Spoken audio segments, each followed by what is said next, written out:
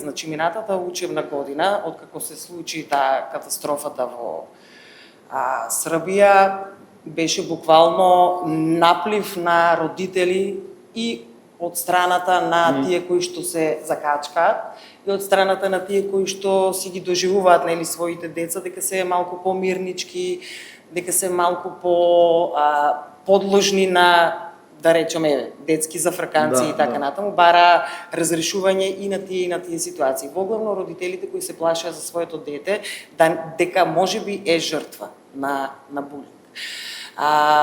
Значи, тука беше тој бум и од тогаш мислам дека се отвори некако таа кутија и почна повеќе да се разговара. И почна многу повеќе и да се разговара и да се пријавува, нели, доколку има некаква конфликтна ситуација пред се, и да се разговара за булинг и со родителите.